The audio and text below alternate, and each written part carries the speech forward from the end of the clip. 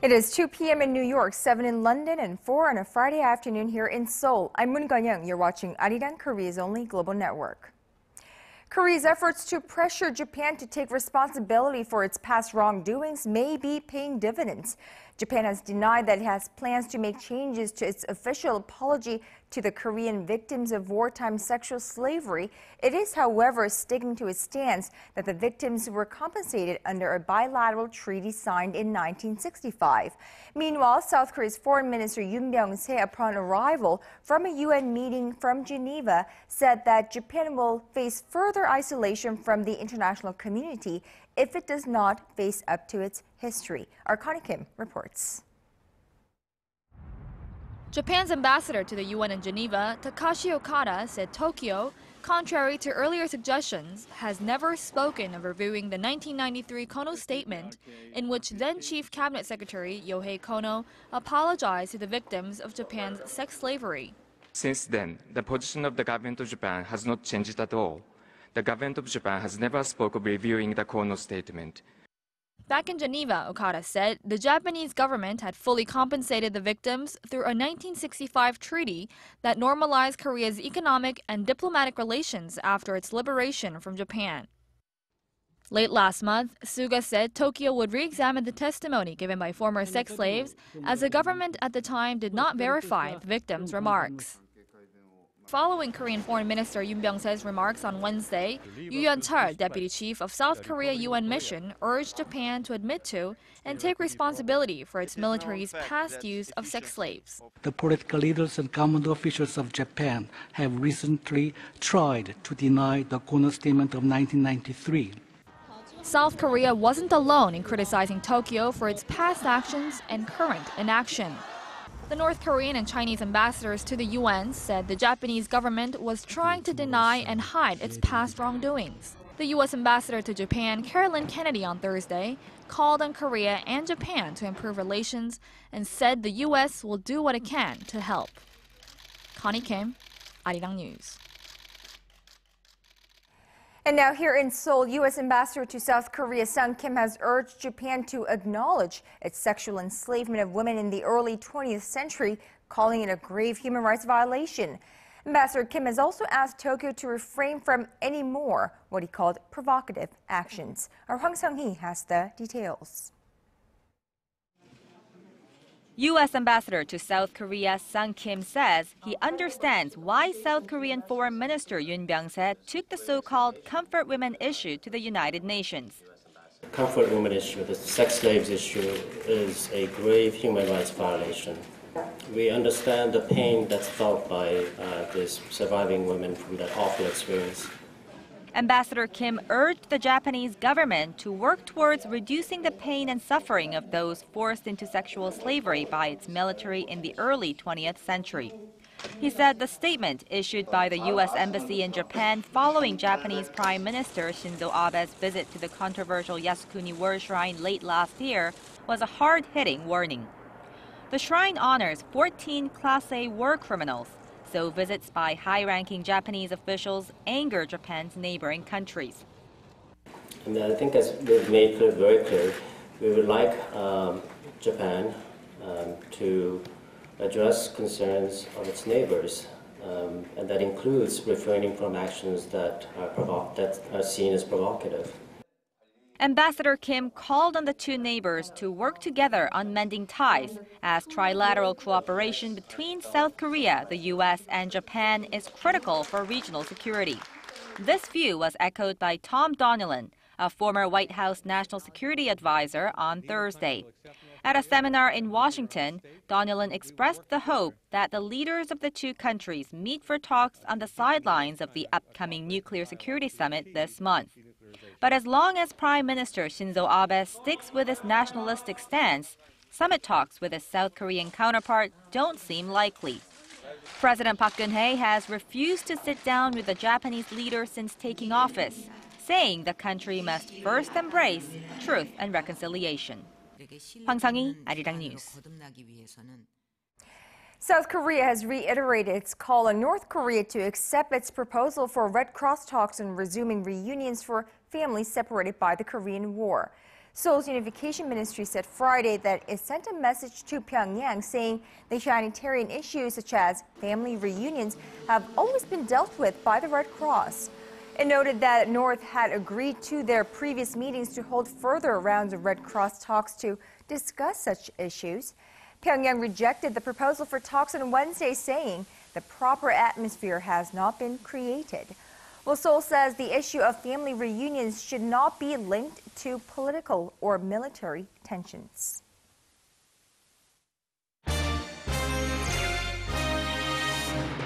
When the latest news meets the latest business stories, we give you a bigger and better picture of the world.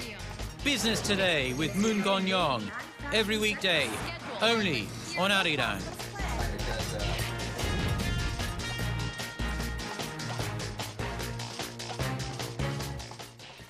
The United Nations has extended a mandate for sanctions on North Korea, saying the regime remains a serious concern to international security. Now, this in response to a request from South Korea and the U.S. to take action against North Korea for the missiles it has fired off over the past 2 weeks. Our Kim Young-gil has more. The UN Security Council on Thursday extended a mandate for sanctions on North Korea for another 13 months, until April 2015, after South Korea and the United States denounced North Korea for firing off 2 rounds of ballistic missiles in the last 2 weeks, calling it a clear and calculated sanctions violation. Through a report, they argued the UN Sanctions Committee to examine the Scud missile launches and take appropriate action in response to the violations of multiple Security Council resolutions. Pyongyang launched 2 Scud short-range ballistic missiles from its southeastern coast on February 27th and 2 more Scud missiles from the same coast on March 3rd. North Korea routinely test fires short-range missiles, and experts say the recent launches are not expected to raise tensions in the region. The UN Security Council slapped tough sanctions on Pyongyang in response to nuclear tests in 2006 and 2009. Additional UN resolutions require the North to abandon all of its ballistic missile programs. Ballistic missiles can be used to launch nuclear weapons, and additional UN resolutions also demand that North Korea stop its nuclear tests and abandon all of its nuclear weapons programs. Kim Young-gil, Arirang News.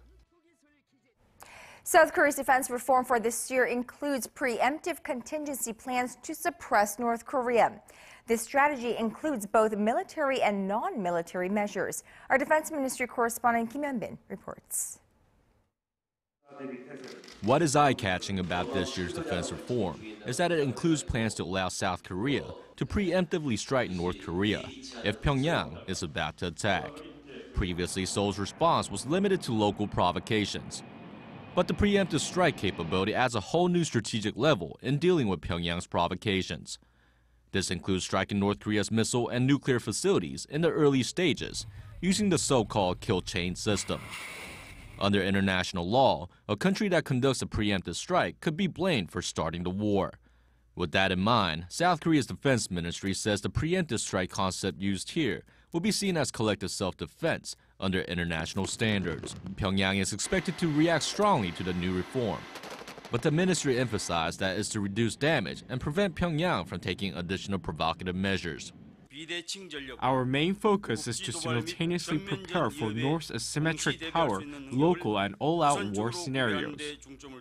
In addition, the military plans to merge 2 of its 3 army headquarters and set up a ground operations command.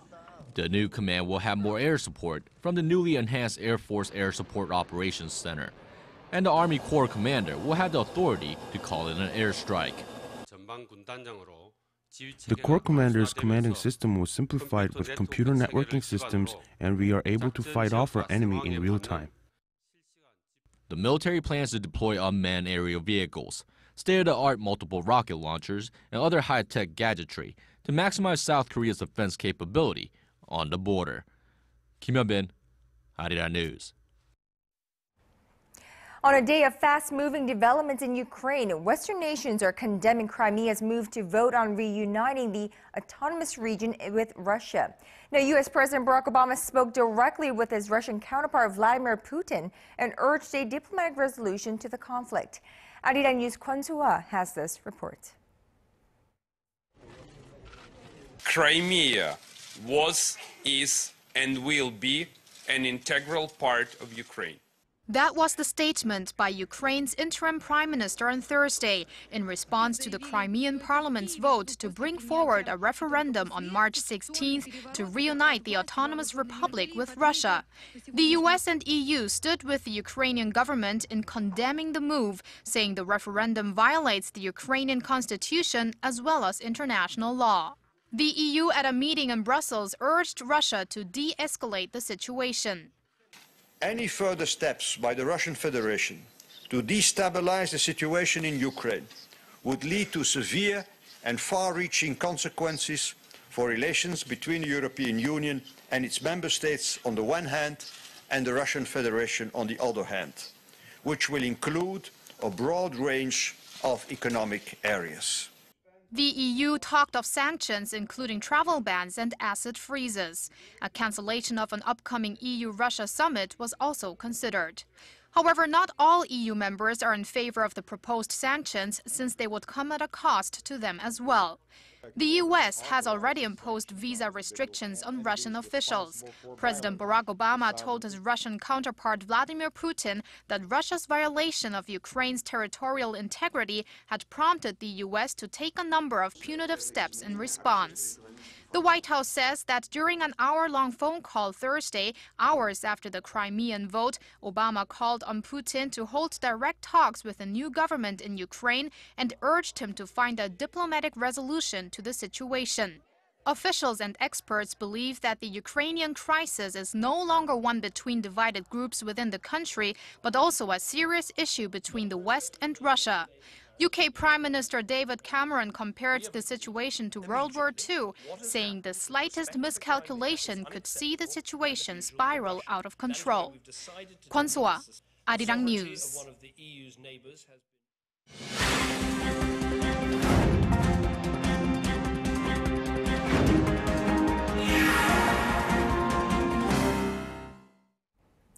Korea's 3 mobile carriers will undergo a 45-day business suspension starting next week as punishment for defying government warnings and providing illegal subsidies. Seoul's Ministry of Science, ICT and Future Planning said Friday that the mobile carriers will be banned from taking new subscriptions between March 13th and May 18th. Now, during that period, 2 carriers will be suspended at the same time in rotation with a third. Users will also be banned from changing their mobile device unless it has been damaged, lost, or used for over 2 years. The ministry warned that it will take stronger measures if the carriers do not comply. Korea has 3 mobile carriers: SK Telecom, KTN, LG, U+. Now, to the patent battle that refuses to go away, it's good news for Samsung this time, as Apple's request for a permanent U.S. ban on Samsung's patent infringing product has been denied. Our Kim Ji-yeon reports. A U.S. court has rejected Apple's request for a permanent sales ban on Samsung products. In a ruling Thursday, U.S. District Judge Lucy Koh said Apple had not presented enough evidence to show its patented features were a significant enough driver of consumer demand to warrant an injunction. Judge Koh wrote that numerous features, such as battery life, MP3 player functionality, operating system, text messaging options, GPS, and processor speed were not tested by Apple for the purpose of litigation to see whether they are highly important to U.S. consumers. Apple had earlier stated that around 23 models of Samsung's older smartphones and tablets, including the Galaxy S4G and the Galaxy Tab 10.1, infringe upon its patents. This ruling comes ahead of another patent trial set to begin later this month, involving newer Samsung phones, and could negatively affect any further attempts by Apple to block the sales of those models as well. In a statement, Samsung said it was pleased with the ruling. Apple has yet to comment. Samsung and Apple have been locked in legal battles over patents across the globe for nearly 3 years. In a separate case in 2012, Apple was awarded more than $900 million by a U.S. court over Samsung, which earned $7.7 billion last quarter. Kim Ji-yeon, Arirang News.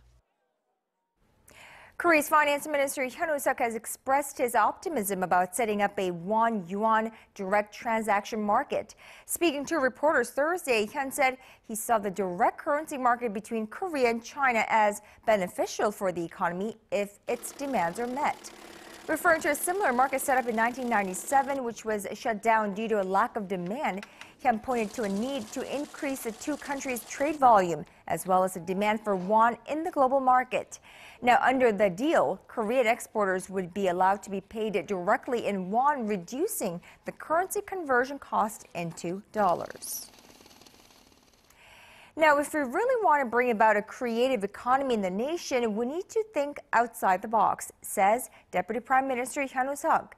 The remarks come from the nation's first private-public council meeting on building a creative economy this Friday. Hyun vowed to ease regulations on the country's 13 major growth engines, including 5G networks and smart cars. Now, Science and Future Planning Ministry says the bi-monthly meeting will help people search, develop, and realize their creative ideas.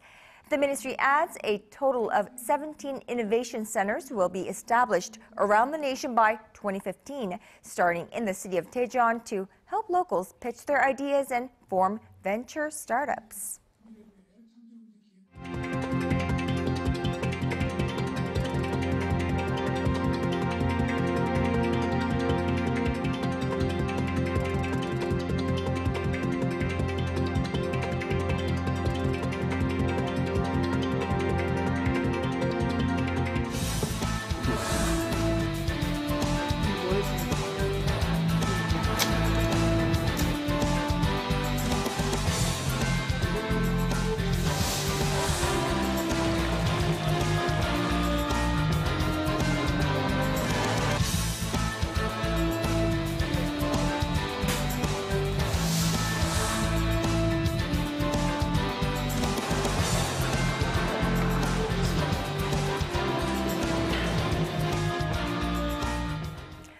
So the day Microsoft discontinues its technical support for Windows XP is just a month away, but after that, will Windows XP users be on their own against viruses and malware?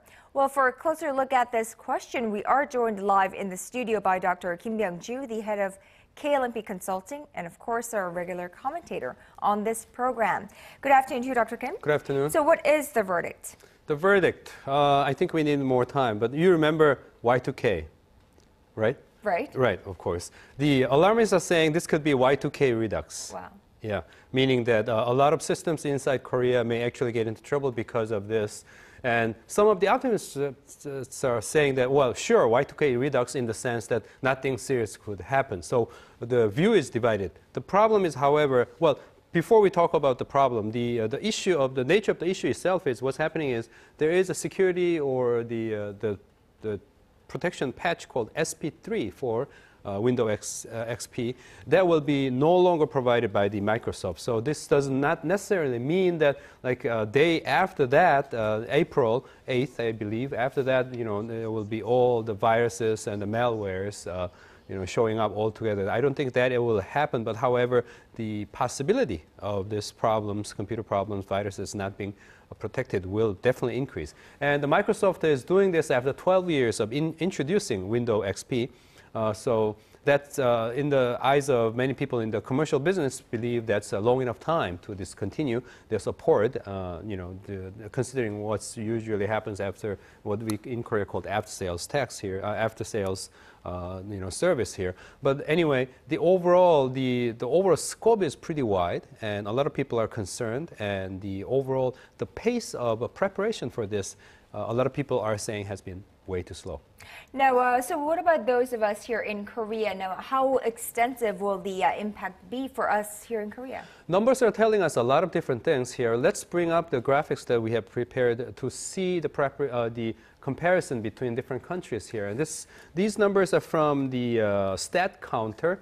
and I forgot to put the name on it there, source.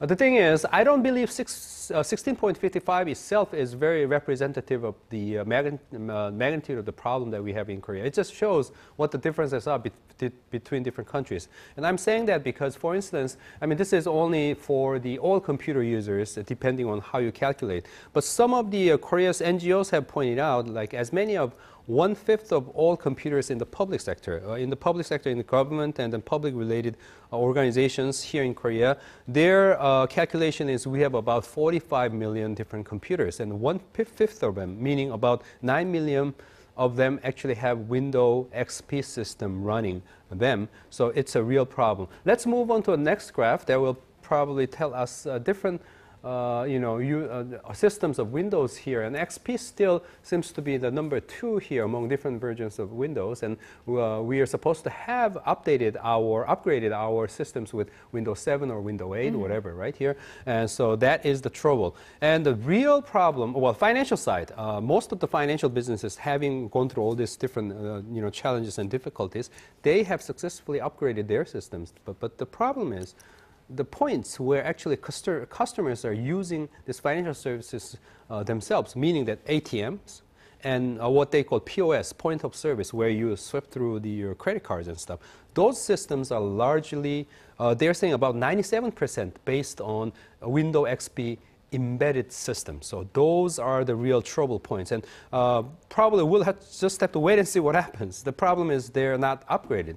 So we have like 1 month to go, and do we have enough time to upgrade them? The answer is probably not. Right. You just briefly mentioned how slow the preparation work has been leading up to this kind of, a malware, whatever, coming up. Right. There has been some anger among the public, in fact, saying that preparations are way too slow for the upcoming change in service. Now, who exactly is the public angry at? Actually, a lot of people are talking about government. Of course, we Koreans have this habit of blaming government for everything pretty much here. But the thing is, what they're saying, these critics of the government are saying that government should have publicized this potential danger much more actively here, especially when we have our ATM system, ATM machines, automatic teller machines, as well as these POS devices, 97% of them based on this Windows XP embedded systems. Government should have acted much more quickly. Of course, the government itself is saying that now that they will continue to provide their own patches and the virus protection softwares and so on to the public, to protect them. But a lot of people are saying that's not going to be enough, because Korean government will not be in a position to know all the potential problems about Microsoft created operating system, which makes perfect sense here. So there are concerns here, and the problem is upgrading them. I said we have only like 1 month to go, right? It's not just like you upgrading your computer, one machine. That's not the way it works. The thing is, often when you want to upgrade your computers, often it requires greater capacity, meaning that you might actually have to change your devices.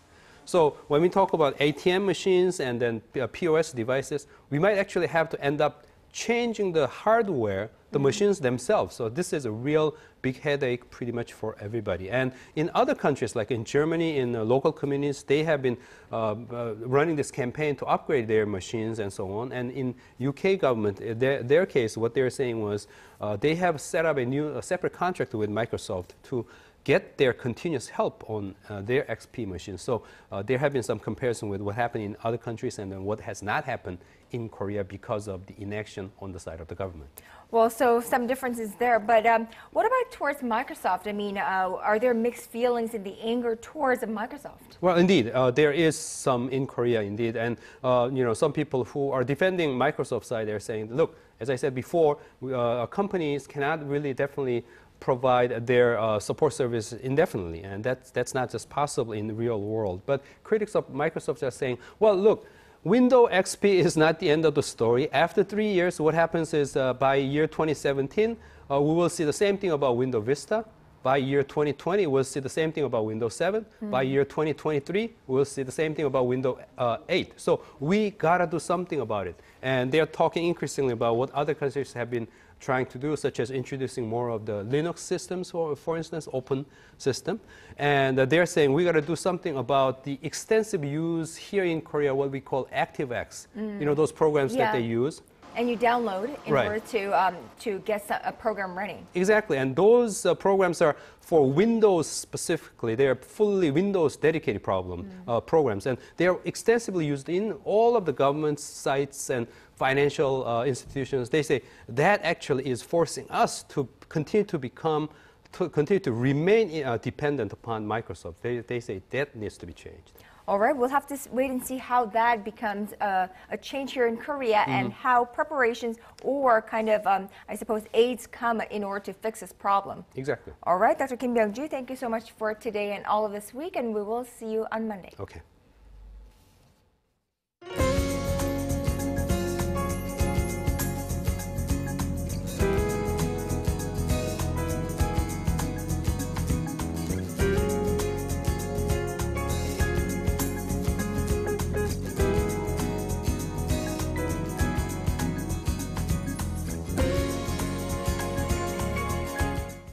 And that is all from me at this hour. Thank you for watching. I'll see you back here in less than 2 hours' time on Early Edition at 6.